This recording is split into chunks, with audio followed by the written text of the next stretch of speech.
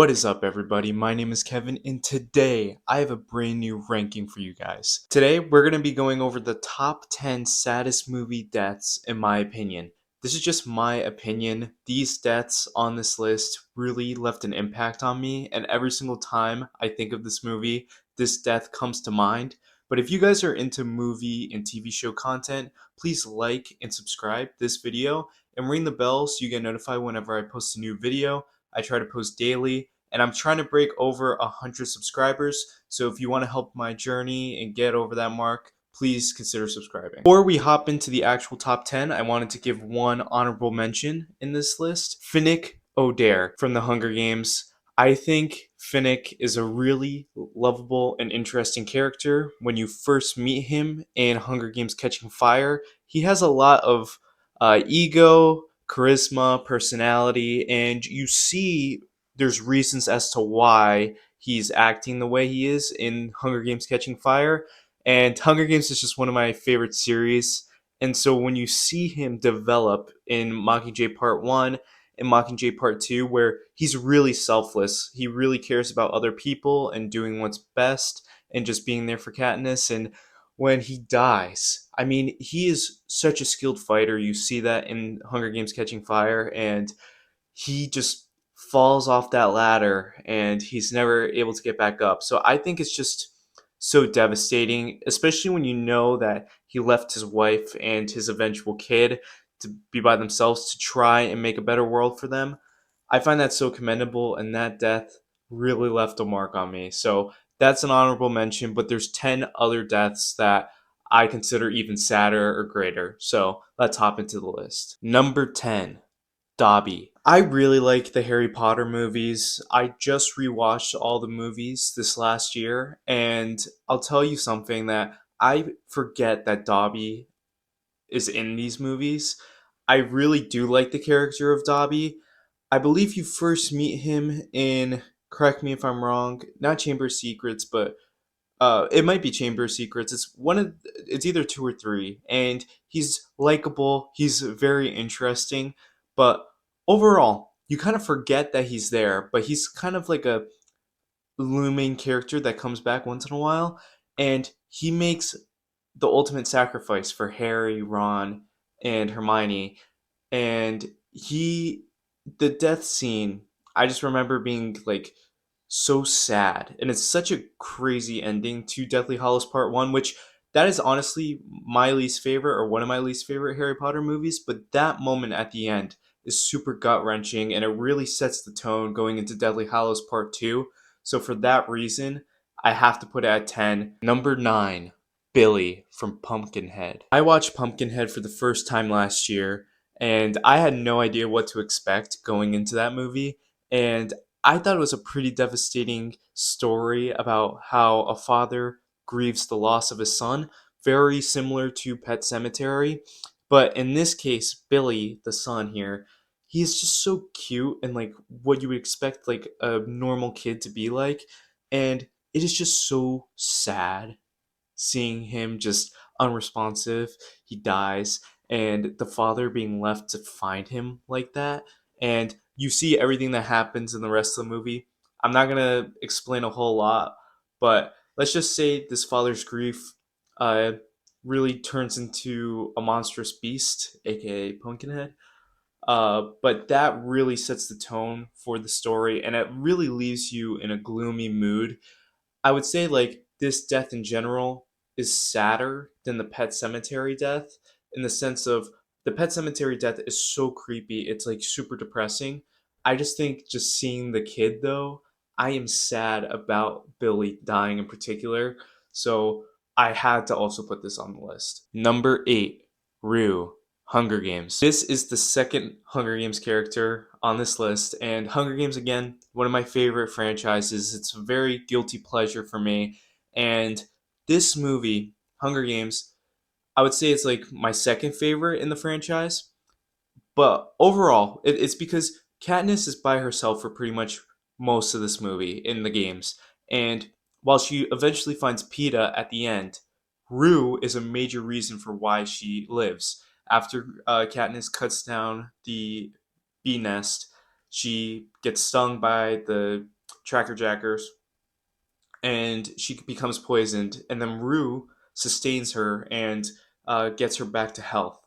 And you see Rue throughout the entire movie as just a smart, um, kind of like she can climb, she can just hide away. She's a little sneaky, right? And you wouldn't expect that seeing her earlier in the movie that this would be the most gut wrenching thing. It really puts it into perspective what's happening in these games, that literal kids are dying in these Hunger Games just for the capital people's enjoyment.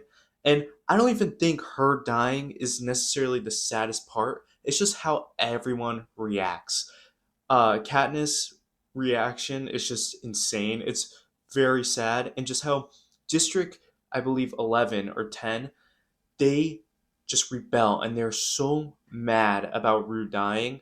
That was just so emotional. And whenever I rewatch these movies, because I rewatch them multiple times a year, I always get super just sad coming up to this part because I know what's going to happen. Number 7, the Ironclaw brothers. This one might be cheating here, but I'm going to include all the brothers that die in the movie The Ironclaw in this spot here.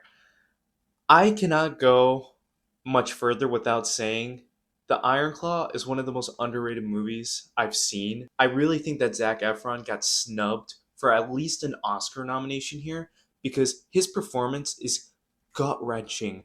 You totally feel for the shitty situation that he's in and how his father really pretty much abused him and his brothers, really set them in the wrong direction.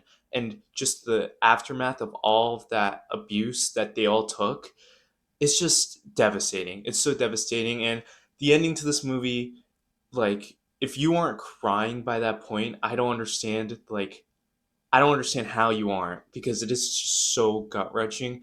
This movie is super emotional, and just each death, it just multiplies it on. Number 6, Maximus. Maximus from Gladiator is one of my favorite characters of all time.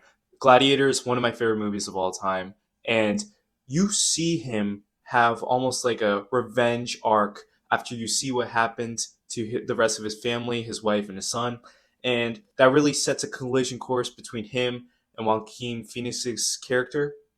And so you see that after the outcome of what happens with Joaquin Phoenix's character, Maximus really has no other purpose, and that doesn't really even matter though because he is fatally injured, and he decides to return with his family in the afterlife, and it is just such a sad, even though it is the right ending and it was a good death because he gets to reunite with his wife and his son.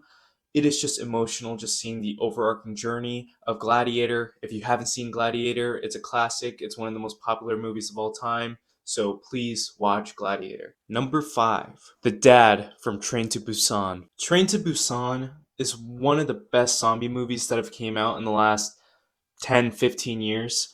It is just so emotionally packed because you truly care about all the characters that you're with and how they have to survive this insane situation where if there was a zombie outbreak, you're kind of screwed if you're in a public transportation setting, if you're on an airplane, train. And so it really takes that premise and not only combines that with people you like, but it doesn't hold back at eliminating some of these people that you really care about. And so you see at the end this father and his daughter, and how this father is trying everything in his power to get the daughter out of this situation. And ultimately it gets to the point where he gets bitten by a zombie, I believe, and he gets overrun by this zombie infection. And instead of just taking his daughter down with him, he makes the ultimate sacrifice to lock the daughter in, and I believe he ends himself. I think this is such a devastating ending. You could just see the emotion, and the score in the scene is just so poignant, and it really takes control and it really swells up all the emotion when you see the whole separation between the two, and he made the ultimate sacrifice to protect her, which is just so sad. I find that whole parent kid relationship when one sacrifices one for the end another, it is just so sad. Number 4, Neil Perry from the Dead Poets Society. The Dead Poets Society I watched for the first time last year, and it is just amazing movie. If you haven't seen the Dead Poets Society, it's up there. I think it gets compared a lot to Good Will Hunting because it has Robin Williams as the premier role here, but it is just how Robin Williams takes on this class at this prestigious boarding school and really teaches them true fundamental lessons. And a lot of these kids, they don't have a lot of structure in their homes, or their parents are just not great parents. And so Robin Williams takes on that parental figure role for them and really encourages them to explore themselves, try new things, do all of that, even though the school is telling them not to do that. So it is just even more devastating when one of the kids that truly listens on to Robin Williams early on, um, and he really wants to explore theater, and his parents are very disapproving of that. And you see how, just in a snap, he realizes that like he'll never be able to live the dream of being able to follow what he wants. He will always have to follow in his parents, and specifically his dad's footsteps. And so Neil Perry decides to, and it is just devastating. I mean, this is one of the most realistic depictions I've seen of this in a movie, and it is truly devastating just how all the classmates react and Robin Williams. And so I truly recommend this movie. It is inspiring. It is so sad. Number 3, Caesar from the Planet of the Apes. What can I say about Caesar? Caesar is just one of the best movie characters of all time, in my opinion. I cannot believe I'm saying that about a CGI ape. It's just insane to me. The Planet of the Apes trilogy is one of my favorite trilogies to come out in recent years, and I just love the whole storyline of how these apes, they really develop and they really evolve in a way where they teach humans a lesson who have really just taken advantage of them for years. And you see Caesar really trying to take his role as a leader and developing all these apes and making them smarter, more efficient, and being able to live their own lives, and how humans continue to interfere with them even though they don't want human interference. They don't even want to mess with them. And so you really see in the third movie, it comes to a ultimate high between the humans and the apes. And by the end of it, there's so much loss with all the apes, but you really see Caesar fulfill what his dream was, his goal. And he really creates a new civilization. He really sets the rest of the apes up for success, which you see in, I believe, Kingdom of the Planet of the Apes years and years later. But it is just a devastating scene. I mean, I always have loved the orangutan character. His name is slipping to me right now. But Caesar and this orangutan just talking, and it's just the music in the scene also, again, it's just unbelievably emotionally packed, and it just makes me cry every single time I see War of the Planet of the Apes. I really like War, but for that reason, it's probably third because it's just very emotional. I prefer Rise and Dawn of the Planet of the Apes because they are easier movies to watch, whereas this one is very emotionally packed and it's really the ender for this trilogy. But this ending to Caesar is just perfect, and that's what makes it even more emotional that he really did complete his mission. Number 2, John Coffey from The Green Mile. I've only watched The Green Mile once, and it's for this reason. This death has messed me up just whenever I see it. It is, for whatever reason, so popular on my TikTok feed where they want to replay the clips of this scene, of his execution scene, and it is just so sad because you see Tom Hanks' character actually grow a bond with John Coffey, and you truly realize that the motivations of just like him being executed are so flawed, and someone like that deserves, if even if they were had done their crime. They deserve to be rehabilitated and actually taught what is right and wrong. But this execution scene is just devastating. I mean, it is so hard to watch where he says he's afraid of the dark and he doesn't want the mask over him for the electric chair.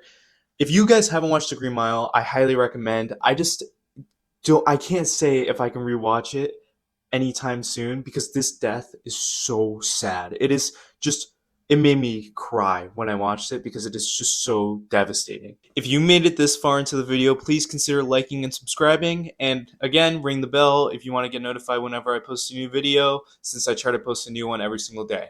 Let's hop into the first pick. And number one, Tony Stark, aka Iron Man. I am a Marvel glazer, of course. I really love Marvel. I grew up with all the Iron Man movies, and Iron Man was my favorite MCU character.